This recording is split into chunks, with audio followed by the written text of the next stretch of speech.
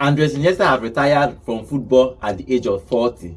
He has won all the trophies that is available in football, and he is the only player that won the Man of the Match in the World Cup final, Euros final, Champions League final, Copa del Rey final, and UEFA Super Cup finals. Okay, guys, if you look at what Iniesta has achieved with his career with Barcelona, with Spain, he is one of the greatest midfielder in our generation.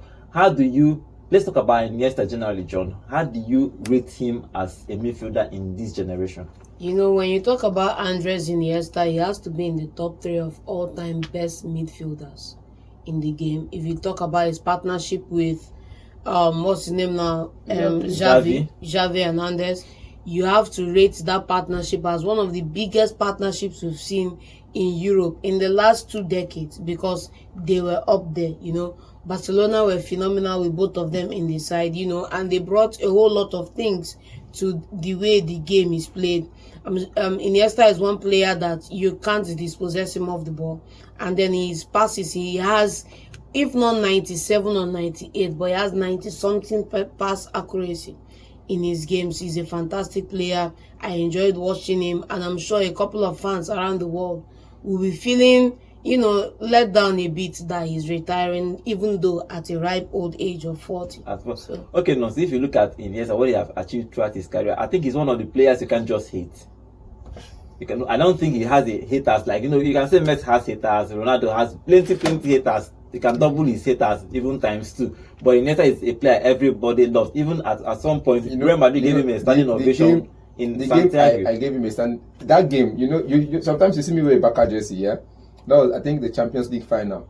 I had a bet. I lost a bet because of that man. As he's smallish, I don't know how to take boss that man you midfield. I lost a bet, and the bet was the same bet John is having now, that if Man City does something, he would wear a Man U jersey. That was the same bet I had. That if Man United lose, I'll wear a Barca jersey for the next couple of years. Until now, I'm still wearing Barca jersey. If I was like, you know, really mean, I'll go wear the jersey, because this is a player that you see, and I think Modric kind of learned from him. In tight situations, you don't lose the ball, no matter how many defenders are surrounding you. Know, even if they reach 1,000, you know this way they quote for Bible, 1,000 by your left, 15,000 by your right. Andrés hold ball for that position, he go still survive. Now the kind of level of mentality where the guy gets. So I felt like I should make I just hate the guy, but this is the guy that should have won at least in his time. If they give Ballon d'Or to midfielders, in his time, he should have won at least 3 or 4 Ballon d'Ors. You get, but he don't get any personal award. Night Champions League, what's it called?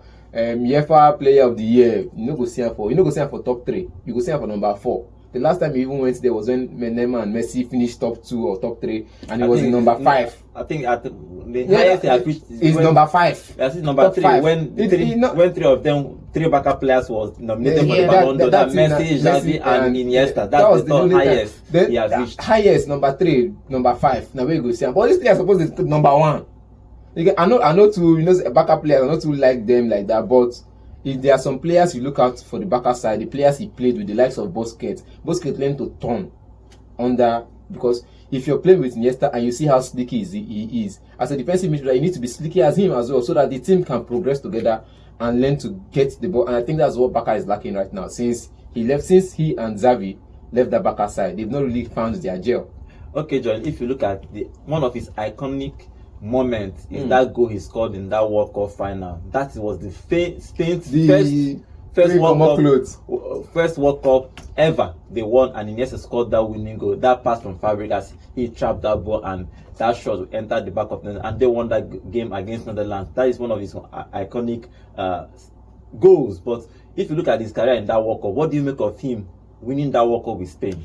You know, there are certain players that when they are not at the club, you can tell that this club is suffering, because there's something they bring to the game. There's one thing also always says that he may not be the one scoring the goals, even though he got in on a couple of goals throughout his careers. But if you go back and look at every key moment when Barcelona needed a breakthrough, it was either creating a pass, dragging people away from position to free up other players, or he was the one burying the chances when he had them. So he's been that type of player. And, you know, talking about Barcelona today, struggling without the likes of him and Hernandez in that midfield. Busquets, that 3. And Busquets too in that 3, because at a certain point, it was as if they were three brothers. They grew up from the same place, and they're Like playing. if you blindfold the three of them, yeah, they go still boss you for midfield. yes. Now the kind ball where they play with that. And see, I have to say this. He pained me when he left Barca and went. I think he went to the south. Early stages, about 34 years. He was still young. When he went up north, I felt like it was too early for him to It go was to that. early for me. It was early. And at that point, now because before he even left, somebody like Oscar had already come up for Chelsea, go China. So when this person left, there was this talks about players leaving Europe to go and play for where they would just collect money and not. But we saw them that okay, fine. Even when they went to that areas, they didn't just go there to play football. You could see other talents coming into Europe from that same club they went to. That is to tell you how the level of intelligence is. I'm not saying he's going to be a good coach, because we saw when Xavi left, Xavi went, and some of the other smart players that could learn from their potential came into Europe and are bossing the European League now. So Iniesta left, and we started seeing some glimpses of players coming into Europe, and you say, this is a former Iniesta's teammate, because they were beginning to learn that it's not all about goals and assists and all of that. It's about playing the game and not losing ball in critical areas, not losing the ball in critical areas. And this is the only thing, or one of the best things that I would rate him above. He played in Japan and he won their league title once, won their cup and super cup one. So I think he achieved a lot. That's what I'm saying. But that I can only go for Spain. How do you rate his? We have talked about him in Barcelona. Yes. Then how do you rate him in this Spain national team? Because he won the World Cup. He won the Euros twice. Yes, there's something one of my boss used to say. Then I'll quote him now. He says, when Spanish coaches, anybody that's taking the Spanish job, when they are selecting team, they're not selecting space. You are fast, you don't make the cut. You are strong, you don't make the cut. You have to, first thing they look out for, I think it was Thierry Henry that said this one now. He said, first thing they look out for is your level of intelligence. How you scout the ball, how you position yourself, where you make the passes to, how you handle the ball, your first touch, your turns, and your lookout before you receive the ball. So your positional awareness is the first thing they look out for. Your IQ and your positional awareness before they can start. Say you fast.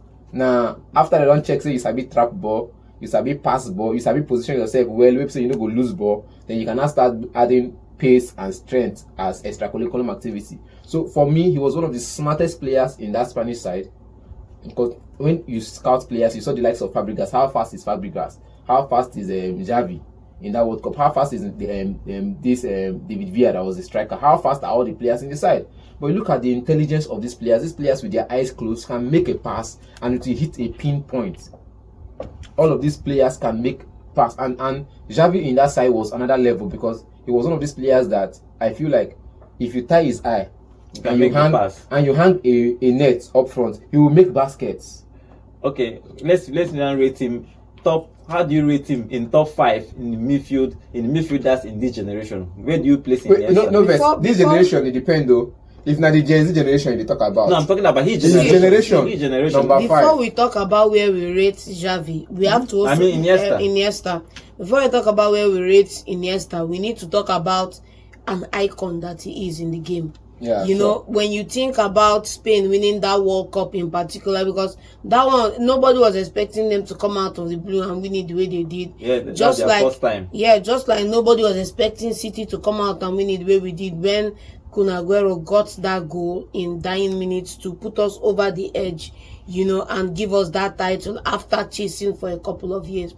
There are just some key moments that happen in football that you can never divest any person from that moment. Mm-hmm. When you see him take off his shirt that day and run, talking about Kun Aguero now, that moment is forever memorialized in Man City, because his statue standing outside the stadium. Same for the likes of David Silva, same for the likes of Company. And when we talk about Andrés Iniesta, they should find a way to memorialize that moment, because it was categorical for Spain.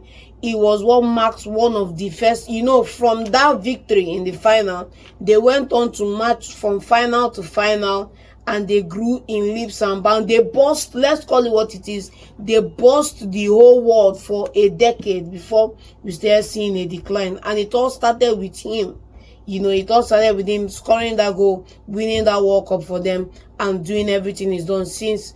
that one. And I know when we talk about him leaving Barcelona, maybe leaving early, there are a group of players in football that have this philosophy that they call the club of our life, which means we play only one club and then we don't play against that club and we move on.